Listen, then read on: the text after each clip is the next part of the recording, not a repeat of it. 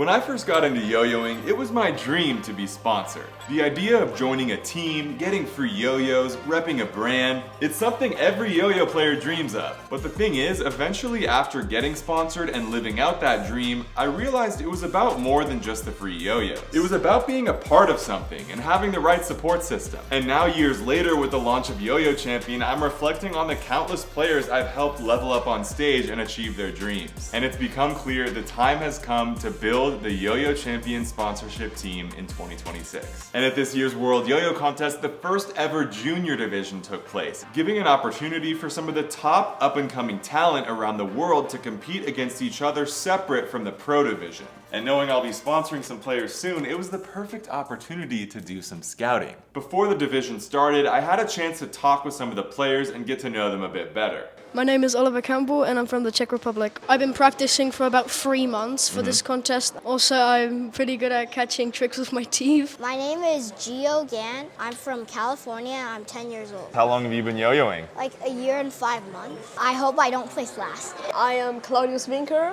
I am from Germany. I am 12 years old. How are you feeling about the first ever junior division at the World Contest? It's a pretty good opportunity for players that aren't that old. My name is Claudio Prey. I'm from Italy and I'm 13. I've been yo-yoing for a bit over 2 years. What yo-yo are you using on stage? Super G. It brought me to finals and I'm going to keep using it. Let's go! First up was Oliver Campbell, who got off to a great start in his routine.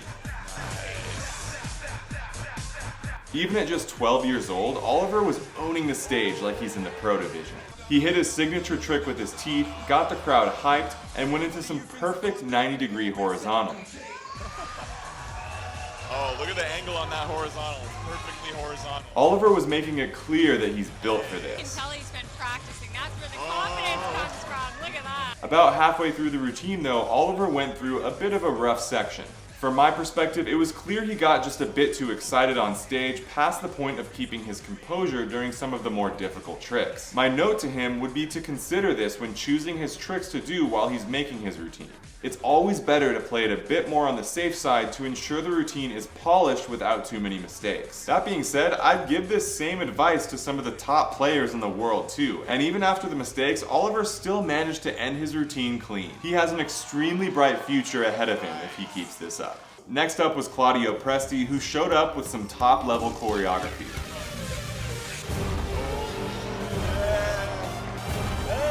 Claudio's horizontal tricks were also at a perfect 90 degrees, which is impressive, especially for players who were newer to the stage. The one thing that held Claudio back the most was sections like this where quite a bit of time was wasted. If he filled more of his routine with higher density tricks and just hit more tricks overall without wasting as much time, his score would level up a ton. The standout part of Claudio's routine to me though was what he did right after this major mistake.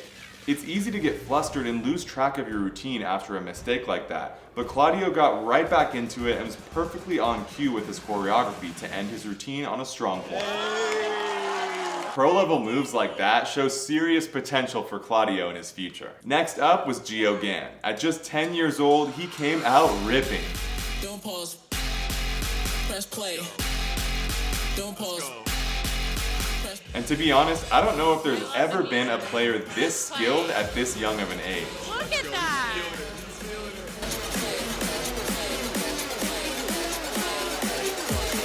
But it's not just his tricks that were impressive, it's also his stage presence and how comfortable Gio was in front of the biggest audience in the world of yo-yo. Everyone in the room was amazed at this point, and just when you think it couldn't get any better, he threw down what might have been the most difficult and high-scoring combo of the entire junior division.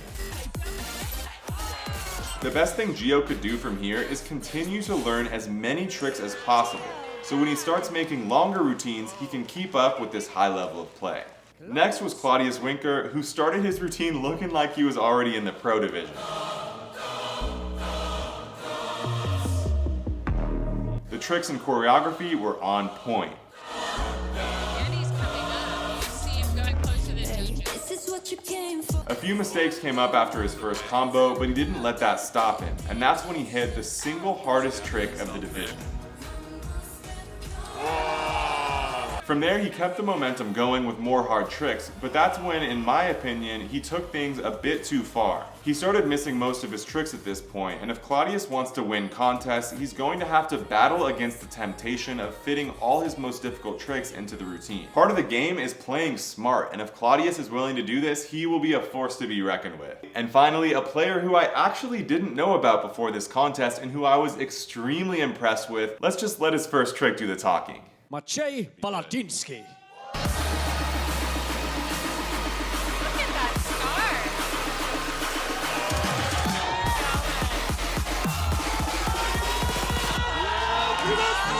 That is how you start a routine. I came to find out this is the brother of Casper Paladinski, the player who I worked with for months leading up to the European Yo-Yo contest in 2019, where he got first place and became Europe's champion. Little did I know, he had a younger brother who was showing more potential on the world stage than most people can even understand. Came back fast. Oh, this is crazy. It's like watching a little Casper. No way. Oh, look at that track. The biggest advice I would give him was the same advice I gave his brother in 2019. Don't waste as much time, do more tricks, and you'll be rewarded in your score. And the tricks he was throwing down were some of the best in the division too. The thing about Mache is he has that X factor that can't be taught. Eye contact, His routine had me more excited than ever in thinking about helping players reach their maximum potential and achieve their dreams in yo-yoing. Mache Paladinski. After his routine, I had the chance to talk to Mache firsthand and give him the respect that he earned. My name is Mache Paladinski. I'm from Poland. Loved the routine, bro. I loved it. It was so sick. Because I liked your routine so much, I want to give you my new yo-yo. Oh my god. My new hybrid yo-yo, YoYoChampion G-Force. He showed me some of his best tricks up close, and he was absolutely ripping on his new G-Force. Boom. Now what from here? Well, the first stage of the YoYoChampion team will be focused on competing. I 100% believe that I can help turn any player who is truly dedicated into one of the top players in the world and eventually a national or world champion. So at first, the focus of the team will be on achieving that. And in the future, there will be room for the YoYoChampion team to grow into other avenues. All this being said, you don't have to be one of the select few players that I choose for the YoYoChampion team in order to be a part of the YoYoChampion movement. By picking up your yo-yo every day, choosing to never give up, and to lift others up along the way, that is how you join the movement, and that is how you play like a champion.